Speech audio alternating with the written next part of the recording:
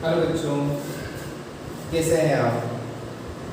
आज हम स्टार्ट करने जा रहे हैं इलेक्ट्रोकेमिस्ट्री का पार्ट नंबर 8। इससे पहले मैं इलेक्ट्रोकेमिस्ट्री के 7 वीडियो अपलोड कर चुका हूँ और उसी के अंदर हमने इलेक्ट्रोकेमिस्ट्री के जितने भी सारे कुछ रिसेंटली जो टॉपिक्स पढ़े हैं उनको हमने क्लियर कर लिया है। इससे लास्ट वाले टॉपिक में हमने देखा था कि जो इलेक्ट्रोकेमिकल सीरीज यानी विद्युत रासायनिक श्रेणी है, उस विद्युत रासायनिक श्रेणी के क्या क्या एप्लीकेशंस हो सकते हैं वो हमने सारे इसमें डिस्कस किए। बहुत ज़्यादा इंपॉर्टेंट है, कंपटीशन एग्जाम की दृष्टि से तो बहुत ही ज़्यादा महत्वपूर्ण है क्योंकि उसमें से कुछ ना कुछ टॉपिक पूछ लिया जाता है। इसीलिए वो थोड़ा सा उसका ध्यान रखें कि वो इलेक्ट्रोकेमिकल सीरीज की जो एप्लीकेशंस है उनको उनको अच्छी तरह से याद करना है।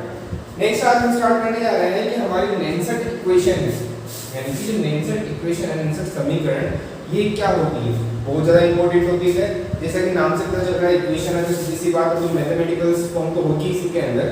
तो यहाँ पर नेंसेट इक्वेशन का उपयोग क्यों किया जा रहा है, अब तक जो हमने पढ़ा था उसके बाद से ही हम इसको पढ़ रहे हैं कि नेंसेट इक्वेशन क्यों उपयोग में ली जा रही है। तो देखना, इससे पहले जो हमने डिस्कस किया था कि वहाँ इलेक्ट्रोकेमिस्ट्री के अंदर जितने भी सारे इलेक्ट्रोड थे उसकी इलेक्ट्रोड पोटेंशियल कैलकुलेट करने के लिए हमने एसएचई के माध्यम से कैलकुलेट किया था। अब एसएचई के माध्यम से जब हम इलेक्ट्रोड पोटेंशियल कैलकुलेट कर लिया था तो ध्यान रखना वहाँ पर हमने क्या कंडीशन अप्लाई की, स्टैंडर्ड कंडीशन। तो जैसे कि हाइड्रोजन इलेक्ट्रोड भी देखा था तो भी स्टैंडर्ड हाइड्रोजन इलेक्ट्रोड था कि स्टैंडर्ड कंडीशन अप्लाई की थी हमने, यानी कि हाइड्रोजन इलेक्ट्रोड के लिए हमने स्टैंडर्ड कंडीशन कौन-कौन से दी थी। Number 1 temperature 298 kelvin, number 2 pressure 1 atmosphere और नंबर 3 वहां की जो सॉल्यूशन हमने लिया था HCl उसकी मोलरिटी वो 1 एटमॉस्फेयर थी, सॉरी 1 मोलरिटी थी। तो उस कंडीशन में हमने तीनों जो भी कंडीशंस लिखी थी वो स्टैंडर्ड कंडीशन थी और उसी स्टैंडर्ड कंडीशन पर हमने इलेक्ट्रोड पोटेंशियल को कैलकुलेट किया था। अब इलेक्ट्रोड पोटेंशियल को कैलकुलेट किया स्टैंडर्ड कंडीशन, बट अब हम जानते हैं कि जरूरी नहीं है कि हर एक जगह हम स्टैंडर्ड कंडीशन को अप्लाई करते हुए घूमें। ये जरूरी नहीं है कि हमने यहाँ स्टैंडर्ड कंडीशन अगर नहीं है तो इलेक्ट्रोड पोटेंशियल कैलकुलेट नहीं कर सकते। अरे ऐसा थोड़ी ना होता है कि हर एक जगह हम रूम टेम्परेचर को बैलेंस नहीं रख सकते।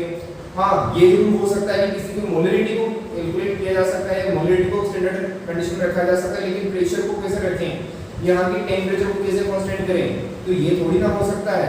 तो हमने क्या किया कि एक साइंटिस्ट है, उसने ये कहा कि हम हर एक जगह ये स्टैंडर्ड कंडीशन अप्लाई नहीं कर सकते। अगर स्टैंडर्ड कंडीशन अप्लाई करते हैं तो हमें बहुत ज़्यादा प्रॉब्लम्स क्रिएट हो जाती है। तो फिर हम क्या इलेक्ट्रोड का सेल पोटेंशियल को कैलकुलेट नहीं कर सकते विदाउट किसी स्टैंडर्ड कंडीशन को अप्लाई किए हुए। तो उसके अकॉर्डिंग जब उसने सब सोल्व किया तो उसने हाँ बताया कि हाँ किया जा सकता है, किसी भी स्टैंडर्ड कंडीशन को अप्लाई किए बिना हम किसी सेल का सेल पोटेंशियल कैलकुलेट कर सकते हैं। तो वो उसको हम लीव करेंगे हमारे नेंसेट इक्वेशन के, क्योंकि किस प्रकार से हम बिना किसी टेम्परेचर को स्टैंडर्ड कंडीशन में लाए हुए और बिना किसी मोलरिटी के यानी कि मोलरिटी को 1 किए हुए यानी स्टैंडर्ड कंडीशन में लाए हुए हम किसी भी सेल के सेल पोटेंशियल को कैसे कैलकुलेट करेंगे। तो यहाँ पर नेंसेट इक्वेशन यही कहती है कि बिना किसी मानक स्थिति पर, बिना किसी स्टैंडर्ड कंडीशन पर, अर्थात किसी भी ताप और सांद्रता पर सेल विभव को ज्ञात करने के लिए नेंसेट समीकरण का उपयोग किया जाता है। It's simple. तो अब यहाँ पर जो नेंसेट इक्वेशन है, मैं बता रहा हूँ कि नेंसेट इक्वेशन की ठीक है, हमें ज़्यादा वो भी नहीं करना है। जैसे कि E नॉट या E cell is equal to E naught cell minus 0.0591 upon N log 10 kc। ये है हमारी नेंसेट इक्वेशन, ठीक है, इजी है, याद हो जाएगा।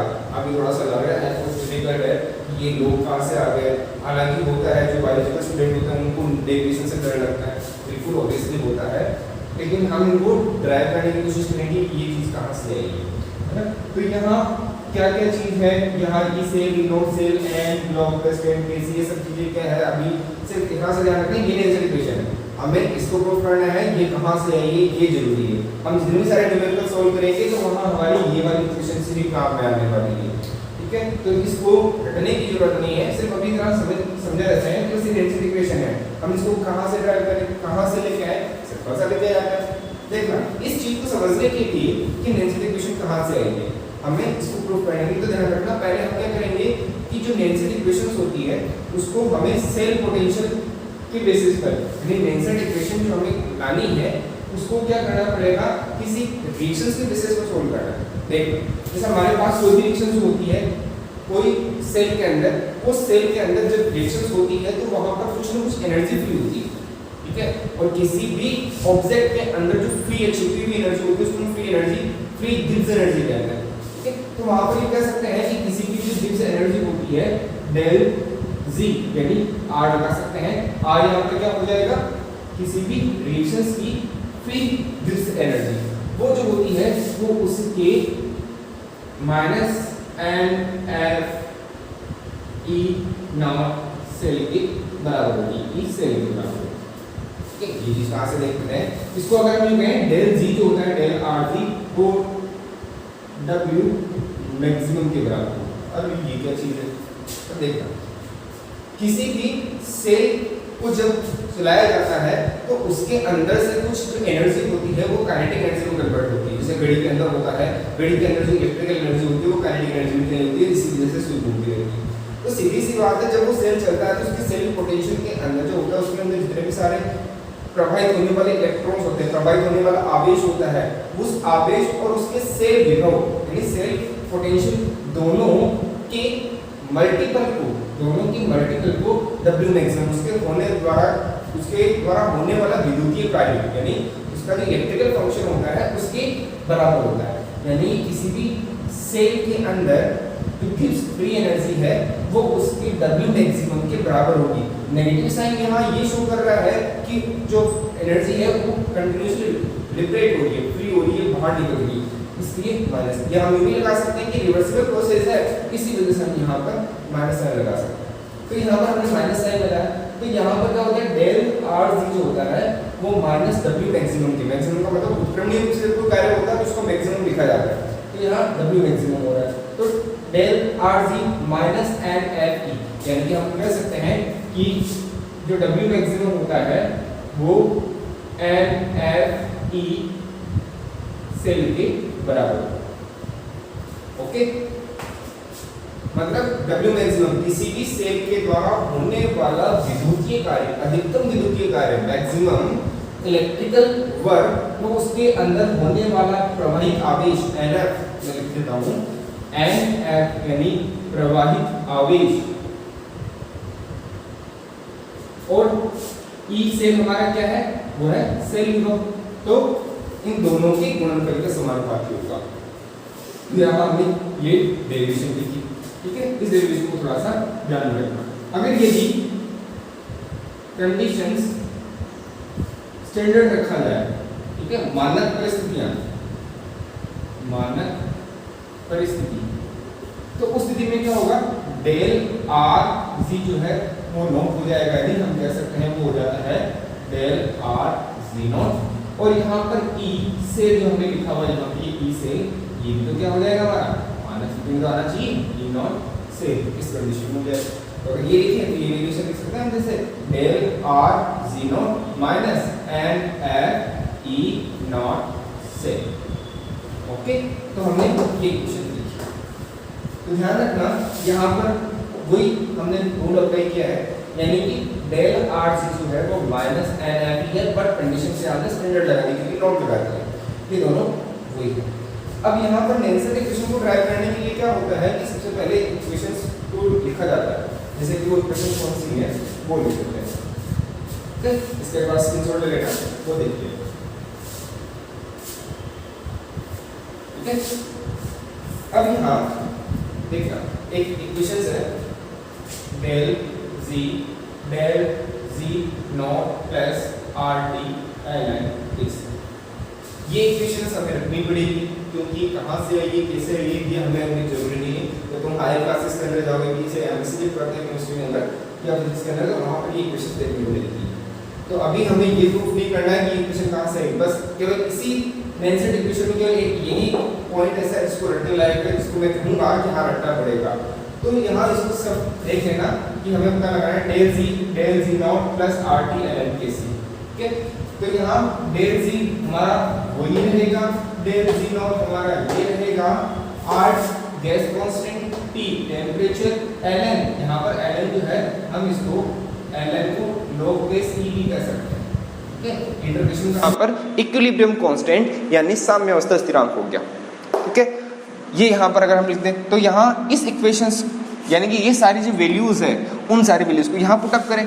डेल जी की वैल्यू क्या हो जाएगी हमारे पास माइनस एन एफ ई, तो minus N F E cell minus sorry is equal to minus N F E naught cell plus R T upon R T L N K C. अब यहाँ ये जो इक्वेशन आई इस equation के अंदर हम इसको कहते हैं माइनस से गुणा करते हैं, माइनस से गुणा करने पर तो माइनस से गुणा करेंगे तो प्लस हो जाएगा, तो हम कह सकते हैं N F E cell is equal to N F E naught cell plus की जगह माइनस हो जाएगा minus R T L N K C. चलो इस इक्वेशन को फर्स्ट और यहाँ सेकंड। समीकरण 2 में NF का भाग देने पर, तो NF का भाग देंगे तो यहाँ पर हो जाएगा NFE cell upon NF NFE naught cell upon NF minus RT upon NF integrations KC। तो यहाँ NF से NF हमारा कैंसिल हो जाएगा और कंडीशन में लिखेंगे E cell E naught cell minus RT upon NF ln KC। यहाँ ln यानी इंटीग्रेशन जो log बेस E है उस log बेस E को यानी इंटीग्रेशन या log बेस E को log बेस 10 में चेंज करने पर तो चेंज करने पर क्या होगा हमारा E cell is equal to E naught cell minus 2.303 RT upon NF log base 10 KC। ये हमारी इक्वेशंस आ जाती है ये। तो ये जो इक्वेशंस है यही हमारी नैनसेट इक्वेशंस है। अभी पूरी तरह से कंप्लीट नहीं है, जैसे कि हमने पहले लिखा था वो इक्वेशंस को थोड़ा सा हमें और मॉडिफाई करके लिखना पड़ेगा। तो ये हमारे पास जो E cell is equal to E naught cell minus 2.303 RT upon NF log base 10 KC ये यहाँ पर आ जाता है। तो इस स्थिति में हम यहाँ तक नैनसेट इक्वेशंस को ला सकते हैं। तो हम यहाँ इक्वेशन नंबर 3 लगा देते हैं। अब ये इक्वेशन नंबर 3 जो आई है इसको हम आगे और किस प्रकार से मॉडिफाई कर सकते हैं। ठीक है, तो इसका स्क्रीनशॉट ले सकते हैं। नेक्स्ट हम इसके अंदर ही ये देखेंगे कि इसको हम आगे किस तरह से मॉडिफाई करें। ठीक है, तो मैं यहाँ से इस चीज़ को इरेज कर रहा हूँ। तो यहाँ ये वाली इसको हम क्या करें थोड़ा सा आगे ड्राइव करें, यानी कि हम लिख सकते हैं कि जो R की वैल्यूज़ है उन सभी R की वैल्यूज़ को, चलो हम ऐसा करते हैं कि हमारे पास कोई एक सेल है, जैसे हमने कहा जो जब हमने SH को साथ में किसी मेटल्स के साथ में यहाँ पर एक इलेक्ट्रोड लगाया था और उस कंडीशन में यहाँ पर एक SHE लगाया था।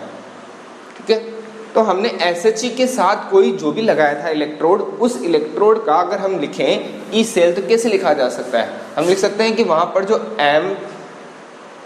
n प्लस थे वो n इलेक्ट्रॉन्स को गेन करके m में कन्वर्ट हो रहे थे। ठीक है, हमें ध्यान रखना रिडक्शन पोटेंशियल के बारे में लिखना है, ऑक्सीडेशन पोटेंशियल में नहीं लिखेंगे। हम SRP के बेसिस पर सारी चीज़ों को सोल्व करते हुए आ रहे हैं और हमारे को ध्यान ये रखना है जो ही SRP है वही हमारा SOP है, बट ये वैल्यू माइनस में रहेगी, यानी कि RP माइनस OP। ठीक है, ऑक्सीडेशन पोटेंशियल।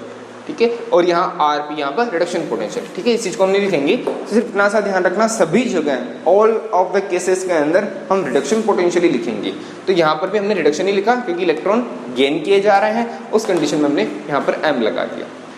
ठीक है, तो अब इसको अगर हम लिखें यहाँ इस इक्वेशन के अंदर तो कैसे लिख सकते हैं कि यहाँ E cell is equal to E naught cell.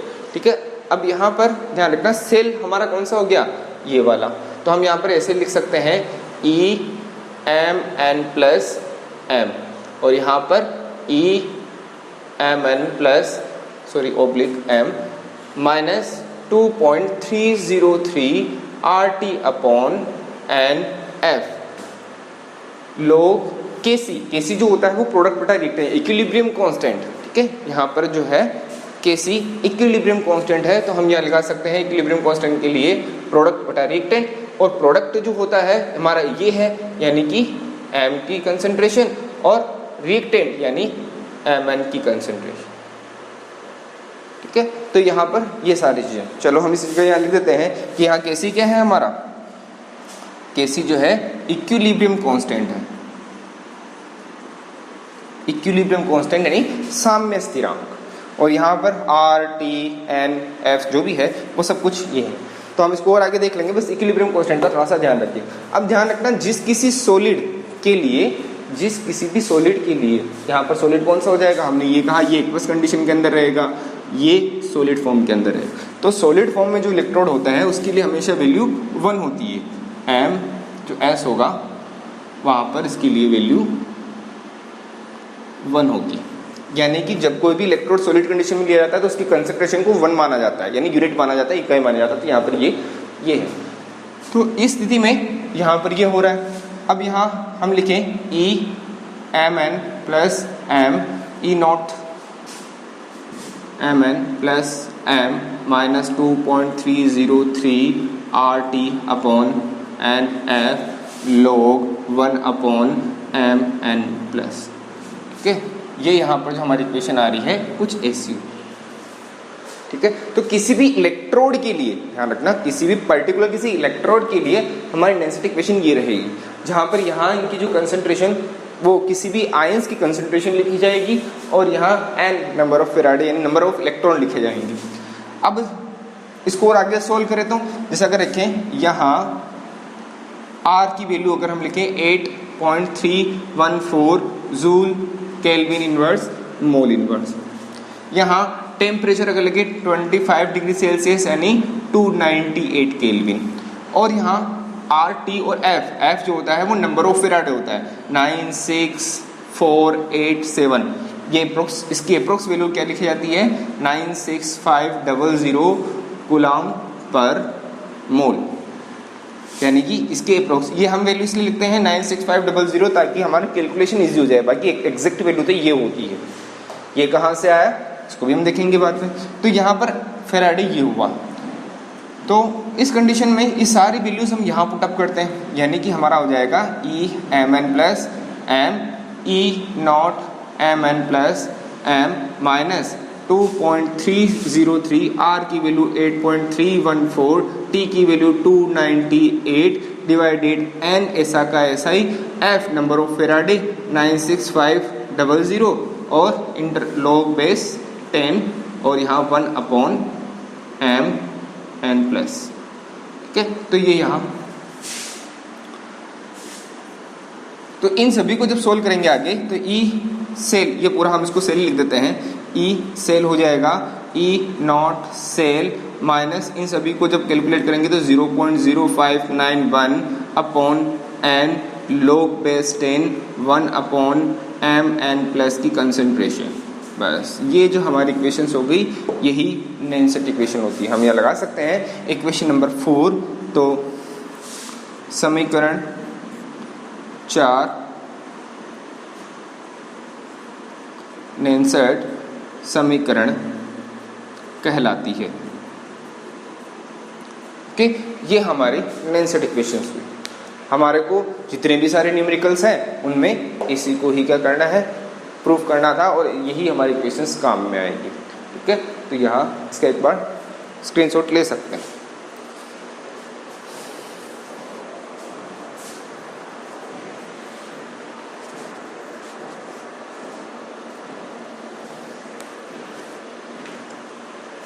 अब यहाँ जो हमारी नैनसेट इक्वेशन आ रही है, इस नैनसेट इक्वेशंस का हमें किस टाइप से यूज में लेना है, कैसे लिखें। अब न्यूमेरिकल में ऐसे नहीं लिखा जाएगा, न्यूमेरिकल सॉल्व करते हैं तो कैसे सॉल्व करेंगे वो देखते हैं।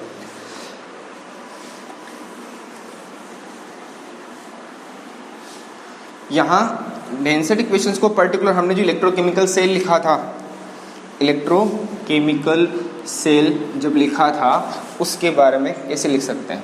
तो यहाँ पर हमने एक सेल के बारे में लिखा था कि जो इलेक्ट्रोकेमिकल सेल्स जिसमें हमने जिंक का इलेक्ट्रोड लगाया था और कॉपर का इलेक्ट्रोड, दोनों इलेक्ट्रोड लगाए थे। तो दोनों इलेक्ट्रोड के लिए हम इसका कैसे निकाल सकते हैं। जैसे अगर मैं इस सेल के लिए निकालूं, जैसे हमारे पास जिंक था तो जिंक का रिडक्शन पोटेंशियल निकालना, ध्यान रखना होता रहा उसके ऊपर कौन सा है, ऑक्सीडेशन पोटेंशियल, बट हम इसके ऊपर रिडक्शन पोटेंशियल निकालेंगे, हमने भी जस्ट बताया था। तो जिंक का जब रिडक्शन करते हैं यानी जब रिड्यूस होगा तो यहाँ पर क्या होगा, Zn2+ और यहाँ 2 इलेक्ट्रॉन्स गेन किए जाएंगे और उस कंडीशन में Zns बनेगा। ओके, यहाँ पर S ध्यान रखना, यहाँ पर ये इक्वल्स कंडीशंस है और मैं यहाँ इसका रिडक्शन पोटेंशियल ले रहा हूँ। हम सब जगह रिडक्शन पोटेंशियल ही काम में लेंगे। तो यहाँ ये, तो इसके लिए अगर मैं इक्वेशन लिखूँ तो कैसे लिखी जाएगी, यहाँ पर लिखेंगे Zn2+ Zn E0 Zn2+ Zn minus 0.0591 upon n, number of electrons होते हैं तो n नंबर ऑफ या 2 लगा देते हैं और लॉग बेस, मैं लॉग ही लिख रहा हूँ, लॉग बेस 10 ही माने इसको, और 1 अपॉन यानी कि हम Zn लगा सकते हैं, Zn और Zn+2। ध्यान ही रखना कि यहाँ किसी के भी लिए हमें यहाँ 1 लिखा था, जो कोई भी अगर मेटल्स सॉलिड कंडीशन में होगा तो उसकी वैल्यू क्या हो जाएगी 1, तो मैं यहाँ सीधा सा 1 लिख देता हूँ। ठीक है, तो 1 अपॉन, ये हमारी इक्वेशंस कौन सी होगी 1। अगर हम जैसे कॉपर के लिए लिखें तो Cu2+ वो 2 इलेक्ट्रॉन्स को गेन करेगा, उस कंडीशन में Cus बना लेगा। अब यहाँ ये भी एक्वस कंडीशन में हो गया, तो हम इसके लिए क्या बनाएं, ECu+ Cu और E0 Cu2+ Cu minus 0.0591 upon 2 log 1 upon Cu2+। ठीक है, ये हमारे कौन सी होगी, इक्वेशन नंबर 2। ध्यान रखना, ज़्यादा कंफ्यूज नहीं होना है, आराम से धीरे धीरे, अगर समझ में नहीं आ रहे तो वीडियो को पॉज करके एक बार वापस इसको देखना है और यहाँ इसको ड्राइव करने की कोशिश करना। हम स्टेप बाय स्टेप बढ़ रहे हैं, तुम्हारे बुक्स के अंदर जो भी कुछ देखने को मिलेगा वो सारा शॉर्ट में रहेगा। ये डेरिवेशन डायरेक्ट आगे वो कहाँ से आई वो किसी ने मेंशन नहीं किया हुआ है, तो इसलिए इसको ध्यान में रखना। बोर्ड एग्जाम में अगर डायरेक्ट क्वेश्चन पूछा जाता है लेंसर्ट इक्वेशंस को लिखिए तो हमें पूरी एज इट इज ऐसे कैसे लिखनी है, ये नहीं कि हमें सिर्फ इतना से ड्राइव करके लिख दिया। वैसे एग्जाम में, बोर्ड एग्जाम में आजकल डायरेक्ट क्वेश्चन पूछना बंद कर दिया है कि लेंसर्ट इक्वेशन आ गई तो उसको हमें एज इट इज ऐसे लिखनी है, नहीं, ऐसा कुछ नहीं पूछा जाता। हमें सिर्फ और सिर्फ केवल इस डेरिवेशंस के बेसिस पर आजकल कॉन्सेप्ट क्वेश्चंस पूछने लग गए हैं, तो इसलिए हमें इसको समझना जरूरी है। तो यहाँ थोड़ा सा ध्यान रखना। तो हम यहाँ जो लिख रहे थे जिंक इलेक्ट्रोड के लिए और ये कॉपर इलेक्ट्रोड के लिए हमारी इक्वेशंस थी। अगर हमें सेल पोटेंशियल कैलकुलेट करना है तो कैसे करेंगे, तो सेल पोटेंशियल कैलकुलेट करने के बाद हमारे पास फॉर्मूला है E0 जो होता है सेल, वो होता है E cathode minus E anode. ये फॉर्मूला लिखा था ना हमने जब सेल पोटेंशियल को कैलकुलेट किया था, इलेक्ट्रोड पोटेंशियल, तो उस समय हमने लिखा था। अब हमें ये पता है कि इन दोनों में से कैथोड के रूप में कौन वर्क कर रहा था, कॉपर, और एनोड के रूप में ये वर्क कर रहा था। तो इसका सेल पोटेंशियल और इसका सेल पोटेंशियल, दोनों के सेल पोटेंशियल को जब माइनस करेंगे तो हमारा टोटल सेल पोटेंशियल आ जाएगा। तो हम कैसे लिख सकते हैं, यहाँ E0 cell is equal to cathode कौन सा हमारा, ये वाला, तो हम लिख सकते हैं E0 Cu2+ Cu minus E0 anode हमारा कौन सा हुआ, Zn2+ और ये Zn, ये हमारे हुआ। अब इन दोनों की वैल्यूज यानी कि इसकी जो वैल्यू है ये वाली और इसकी वैल्यू ये वाली हमें इसके अंदर पुटअप करनी है। तो यहाँ पर जब हम पुटअप करेंगे इसकी वैल्यू यानी ये वाली, तो E0 Cu2+ Cu minus 0.0591 upon 2 log 1 upon Cu2+, ये हमारा फर्स्ट। इसके बाद करेंगे माइनस, यहाँ पर ये माइनस ये लगाया, इसके बाद हम क्या लिखेंगे, इसको मैं यहाँ लिख रहा हूँ कि यहाँ E0 Zn2+ Zn minus 0.0591 upon 2 log 1 upon Zn2+, ये हमारी इक्वेशंस हो गई। अब इसमें से जो भी कॉमन आ रहा है हमारा, उस कॉमन को माइनस कर लेते हैं। तो यहाँ पर एक तो ये वाली चीज़ और ये वाली चीज़ जो आ रही है उसको हमने ले लिया कि common E naught C U two plus C U minus E naught Z N two plus Z N, ठीक है। तो ये माइनस में आ रहा था और ये कॉमन में आ रहा था, हम यहाँ लिख देते हैं 0.0591 अपॉन 2, ये दोनों के अंदर कॉमन आ रहा है। उसके बाद हम लगा देते हैं log 1 upon C U two plus की कंसंट्रेशन माइनस जो हो जाएगा हमारा minus log 1 upon Z N two plus की कंसंट्रेशन, ये हमारा, ठीक है। तो ये यहाँ तक हमने जो भी कॉमन आया वो सब कॉमन ले लिया हमने, ठीक है। इसको देखना, अगर यहाँ पर हम लिखें तो हम इसको आगे की तरफ लिख लेते हैं इस जगह। ध्यान रखना बच्चों, ध्यान से पढ़ना इस चीज़ को, इम्पोर्टेंट है। हम हर एक चीज़ को स्टेप बाय स्टेप ड्राइव करते हुए जा रहे हैं कि ये किस प्रकार से लिखनी है। तो यहाँ तक हमने पूछा, तो अब देखना यहाँ जो ये सी यू टू प्लस ये सब पूरी वैल्यू है, ये है हमारी E cell, E naught cell निकलेगी, यानी कि कुछ इस प्रकार से कि हम क्या लिख सकते हैं, E cell is equal to E naught cell, ठीक है। ये पूरा आ गया, हमने इसको ई नॉट सेल बना दिया। फिर माइनस 0.0591 अपॉन 2 ये बना दिया। उसके बाद ये जो बचा है इसके लिए हम क्या लगाते हैं, हम इसको ऐसे लिख सकते हैं log Zn 2 plus upon C U two plus, ठीक है। ये यहाँ पर हम log की वैल्यू लगा सकते हैं। log कैसे लगता है, हम कहते हैं ना कि log 1 upon A minus log 1 upon B is equal to हो जाता है log b अपॉन ए, ठीक है। ये वाला फॉर्मूला हम यहाँ लगाते हैं तो हमारे log की वैल्यू ये आ जाती है।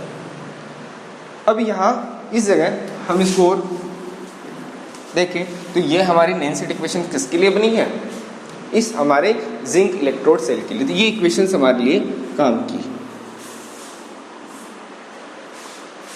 तो हमने ये कहलाएगी हमारे कौन से इलेक्ट्रोड के लिए, यानी कि जिंक कॉपर इलेक्ट्रोकेमिकल सेल के लिए ये है नैनसेट समीकरण प्रयुक्त की जाती है, प्रयुक्त की जाती है, ठीक है। तो ये वाले इक्वेशंस जहां कहीं पर भी होगी वो प्रयुक्त की जाएगी। तो यहाँ पर Zn की कंसंट्रेशन को ऊपर लिखा जाएगा, इसकी कंसंट्रेशन, तो कंसंट्रेशन का भी हो गया। और अगर तुम्हें टेम्परेचर चेंज करना है तो टेम्परेचर को यहाँ पर जो पहले हमने वैल्यू की थी वो टेम्परेचर को भी चेंज करके हम उस टेम्परेचर पर, उस कंसंट्रेशन पर किसी भी सेल का सेल पोटेंशियल कैलकुलेट कर सकते हैं, चाहे ये लगाए तो वो लगा सकते हैं, ठीक है।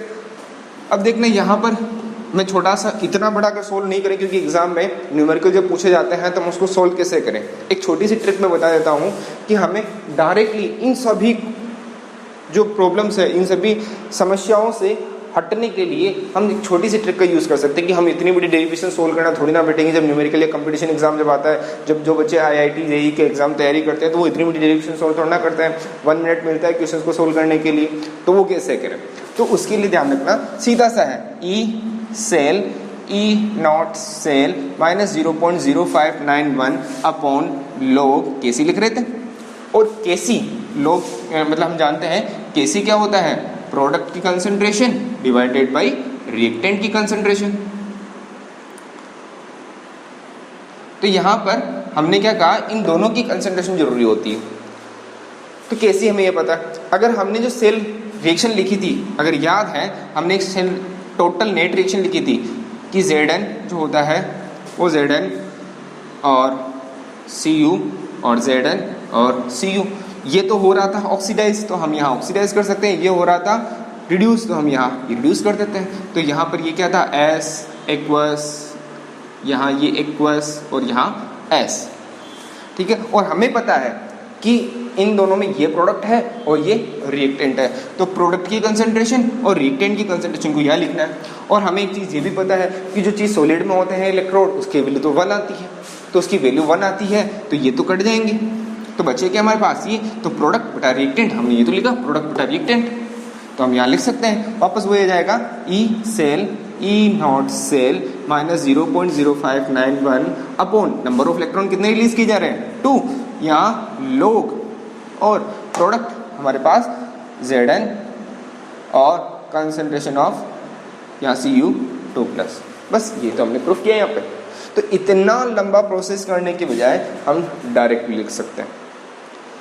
तो ये रिएक्शंस हो सकती है। अगर इसके अलावा हमें ये नहीं पता है कि टोटल नेट रिएक्शन भी नहीं पता होती है, तो भी एक और ट्रिक है हमारे पास एक और ट्रिक है कि हमें तो ये नहीं पता कि जैसे कोई बच्चा कहता है कि सर हमें ये नेट रिएक्शंस भी नहीं आ रही, हमें नेट रिएक्शन भी नहीं आ रही, बट किसी ने कोई बता दिया है कि यहाँ वो एक इलेक्ट्रोड रख दिया, जैसे हमने मान लिया कोई निकल बता दिया और कोई बता दिया Ag, इन दोनों की कंसंट्रेशन दे दी।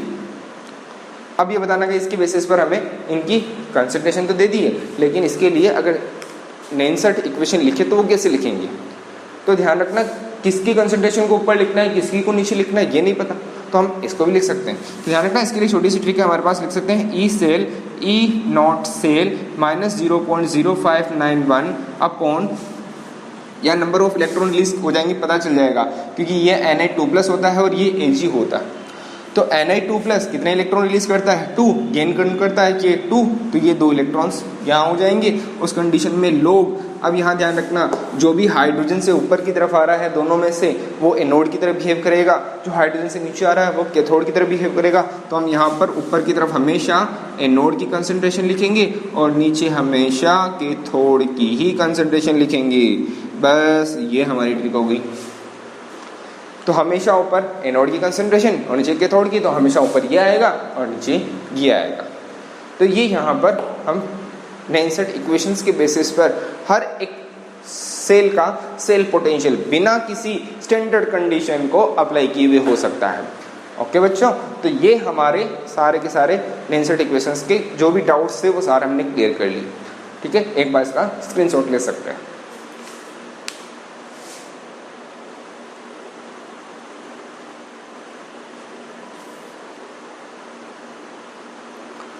ठीक है, अब अगर हम चाहें इसका एक न्यूमेरिकल सोल्व कर लें तो वो न्यूमेरिकल कैसा होगा, तो हम इस न्यूमेरिकल को सोल्व कर लेते हैं।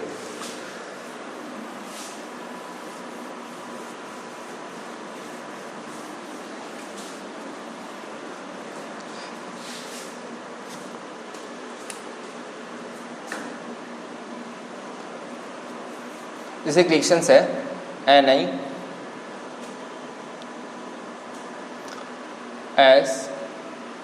NiS2Ag इक्वल्स, इसकी कंसंट्रेशन हमें दे रखी है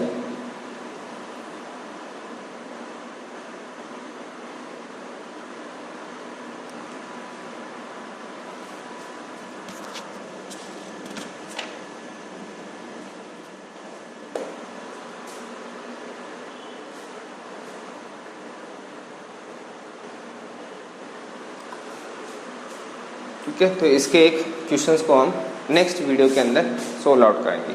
ओके, थैंक यू।